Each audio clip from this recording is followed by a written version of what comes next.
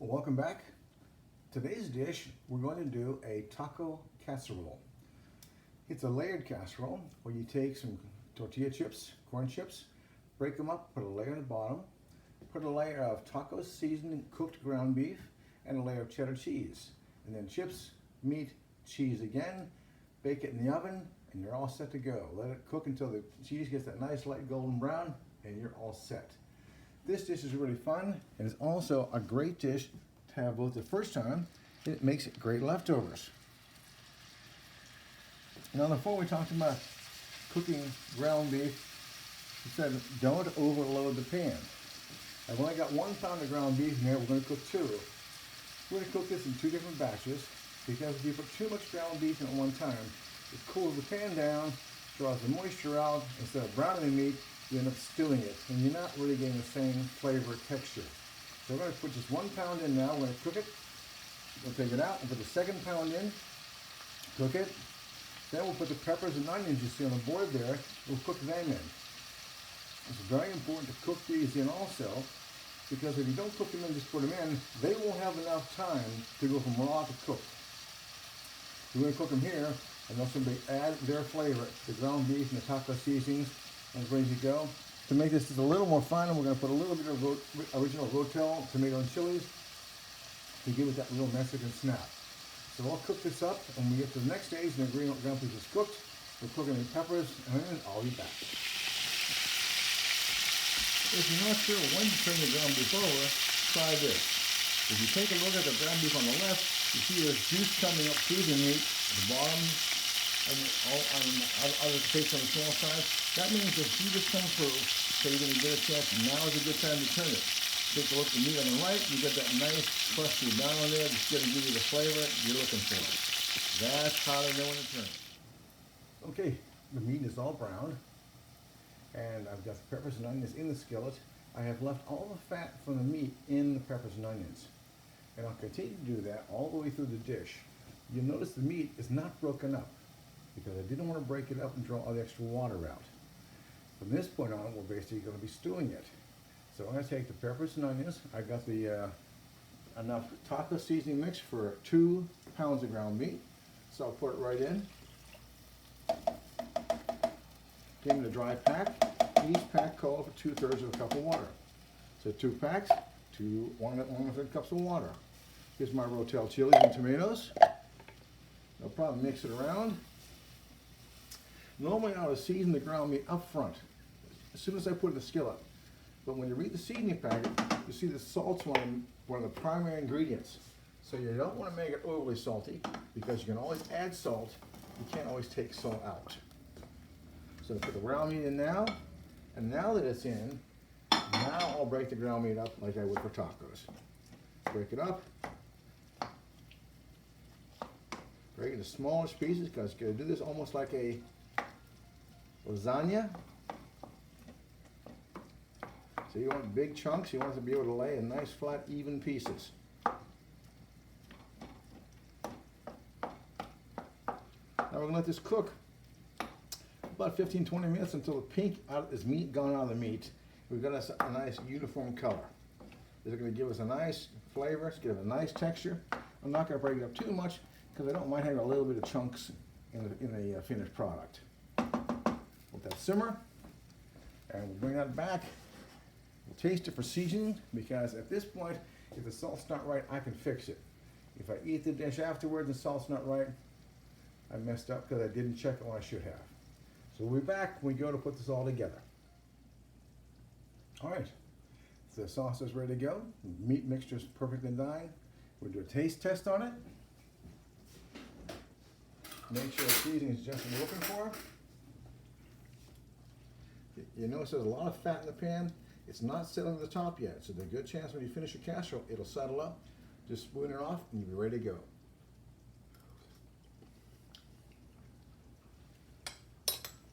That's pretty tasty. I'm going to add a pinch of salt to it.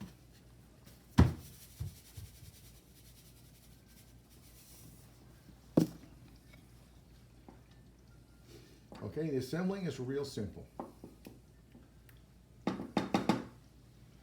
Take your spoon, We've already got the crushed tortilla chips in the bottom. You get 2 pounds of beef here. This is an 8-inch pan. This is about perfect for this size pan. So you take up half the meat mixture, just sprinkle it on top of the tortilla chips.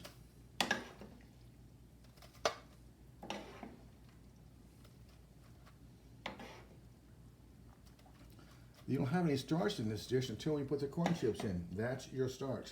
So a lot of the extra juice in the meat is going to be absorbed by the tortilla chips. And one of the things you'll discover that's really fun about this dish is, if you don't eat it all today, that's okay. You can heat it up tomorrow in the oven, cover with foil or in the microwave, and it's just as good, if not better, tomorrow. This is one of those dishes that's just a little better as it sits and blends the flavors. First layer, we'll do an adequate but not generous coating.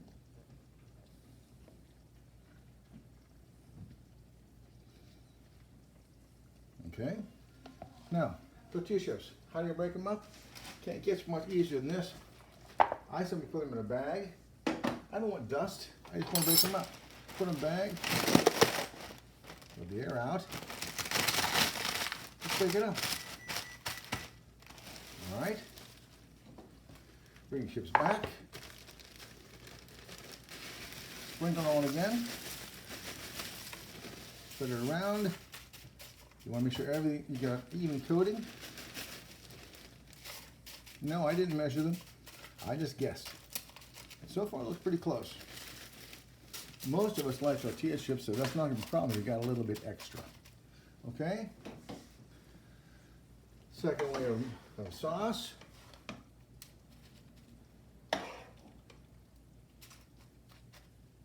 And the chili and tomatoes did not make this overly spicy at all. Just added a nice little flavor to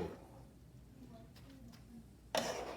Later on, we're going to make a regular old-fashioned chili with beans, chili con carne, or frijoles.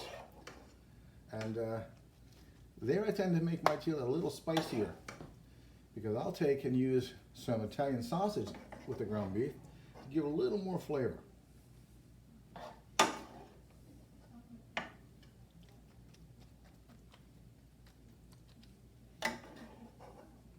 This pan is going to be just about perfect.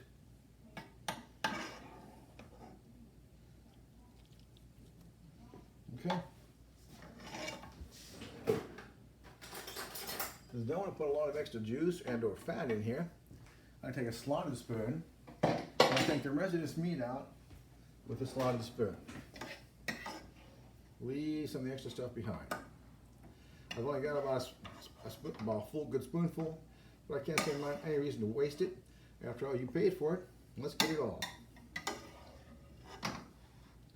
Okay, last thing to do, now we can put the cheese on. Be a little more generous, because this is our topping. Don't forget to spread it out. Remember, this is not cooked yet, so you can use your fingers. Once it's cooked, that's a different story. No bare hand contact with ready-to-eat food. Let's bring it all the way to the edges.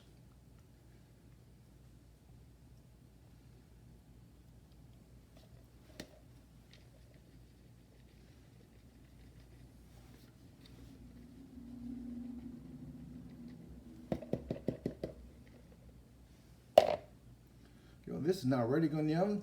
I'm going to give this about 20 minutes in the oven, 375, and it should be ready to go. And remember, this is one of those things, like anything else, you let it rest a little bit once it comes out of the oven.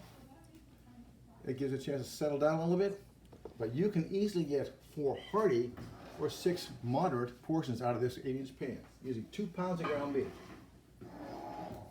Okay, well, I'll show you what it looks like when it comes out. And there it is. There's your finished taco casserole.